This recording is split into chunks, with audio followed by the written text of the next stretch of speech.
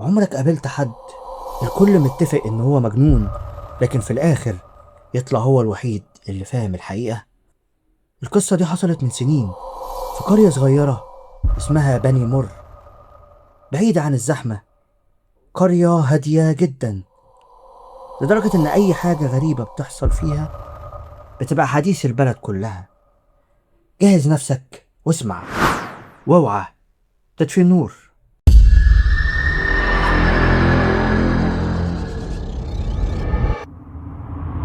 أعزائي المستمعين، أهلا بيكم. ندخل في الموضوع على طول. كان في راجل اسمه سامح. سامح كان عايش لوحده في بيت قديم على طرف البلد. الكل كان عارف إنه بيعاني من مرض نفسي، والمرض ده كان بيخليه يشوف حاجات مش بيشوفها حد غيره. كان بيقعد كل ليلة على المصطبة اللي قدام بيته.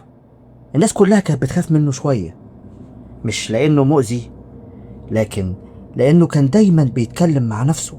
ساعات تلاقيه واقف في الشارع، وساعات تلاقيه قاعد قدام بيته بالليل وبيبص الكرسي فاضي جنبه، ويفضل يهز راسه كأنه بيتكلم مع حد. ولما حد بيسأله يقول له: هو أنت مش شايفها؟ طبعا أهل البلد كانوا مقتنعين إن الراجل ده مريض نفسي. في يوم في السوق الناس كانت بتبيع وتشتري عادي زي أي يوم. فجأة سامح جرى وسط السوق وهو بيصرخ: اوعوا تروحوا المقابر بعد المغرب، اوعوا تقربوا منها. الناس اتلمت حواليه. واحد قال له: مالها المقابر؟ سامح بص حواليه بخوف وقال: في ست واقفة هناك. الناس استغربت، قالوا له: ست مين؟ قال لهم: هي لابسة اسود بالكامل وشعرها مغطي وشها، وكل يوم بتبقى واقفة بين القبور وبتقرب اكتر من البيوت، واقسم انه شافها وهي بتبص عليه. الناس ضحكت وقالت ان الهلاوس رجعت له تاني. وفي ليلة ولد صغير اسمه كريم كان راجع مع امه، وفجأة وقف وبص ناحية المقابر. الام شدته: مالك يا كريم؟ الولد قال جملة خلتها تتجمد في مكانها. قال لها: مين الست اللي واقفة هناك؟ امه بصت ما لقيتش حد.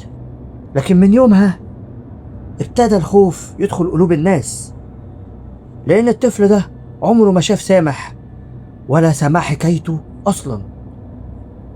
عدى أسبوع واتنين وبدأت حاجات غريبة بتحصل. فأول مرة واحد من أهل البلد صحى الساعة 3 الفجر على صوت خبط جامد على الباب. قام بسرعة فتح الباب، ما لقاش حد.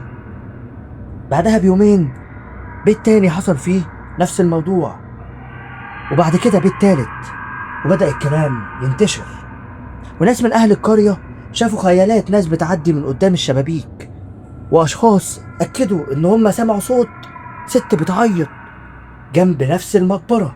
بس محدش شاف أثر للست دي، لكن محدش ربط اللي بيحصل ده بكلام سامح، لأنهم ببساطة كانوا شايفينه مجنون. وفي ليلة قرر 4 أشخاص من شباب القرية إنهم يراقبوا المقبرة عشان بس يثبتوا للناس إن سامح مجنون وبيتخيل كل اللي بيحكيه، وإن مفيش حاجة من دي بتحصل أصلا. وفعلا راحوا المقبرة من بعد المغرب وبدأوا يتابعوا. كل خطوة كانوا بياخدوها كان الضباب بيزيد والهوا يبرد أكتر. الساعة كانت وصلت 2 بعد نص الليل. فجأة شافوها. ظهرت الست فجأة وابتدت تبص ناحية البيوت، وصوت عياط هستيري ومرعب. اترعب الشباب كلهم لدرجة ان رجلهم ما كانتش شايلاهم من الرعب. ال3 اتجمدوا مكانهم حرفيا، والرابع قال: دي هي.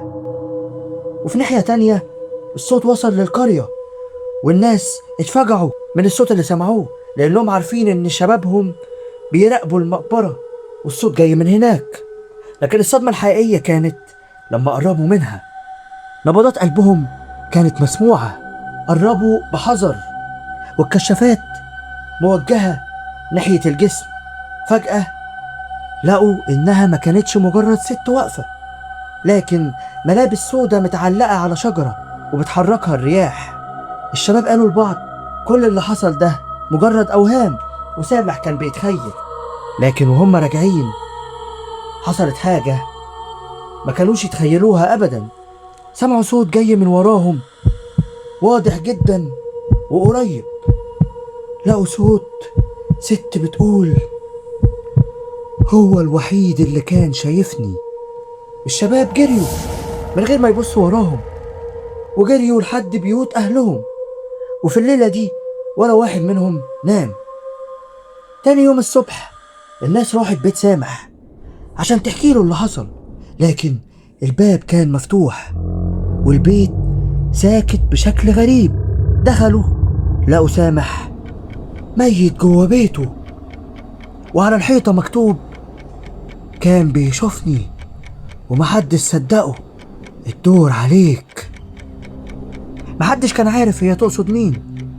ومن اليوم ده وأهل قرية بني مر في رعب حقيقي، وحوطوا المقبرة بسور عالي ظنا منهم إن الست مش هتعدي. الغريب إن من يوم وفاة سامح محدش بقى يسمع صوت الخبط، لكن في مرة كان في أطفال صغيرة بتلعب في الشارع. الكورة راحت ناحية المقبرة. الأطفال فضلوا يبصوا لبعض لأن أهلهم منبهين عليهم محدش يروح ناحيتها، بس راحوا عشان يجيبوا الكورة. لكن لما راحوا سمعوا صوت من جوه المقبرة، صوت لعبة، فحبوا الصوت ودخلوا باب المقبرة عشان يشوفوا اللعبة دي. لكن اللي حصل إنهم لحد دلوقتي محدش يعرف عنهم أي حاجة، بس بيسمعوا صوت بيرج القرية كلها. ست بتضحك بصوت عالي ومحدش عارف الصوت ده جاي منين. لو كنت مكان أهل القرية كنت هتصدق سامح ولا كنت هتفتكره مجنون زيهم؟ ولو وصلت لحد هنا ما تنساش تعمل لايك وسبسكرايب للقناة وتفعل زر الجرس عشان تسمع قصص فعلا حقيقية.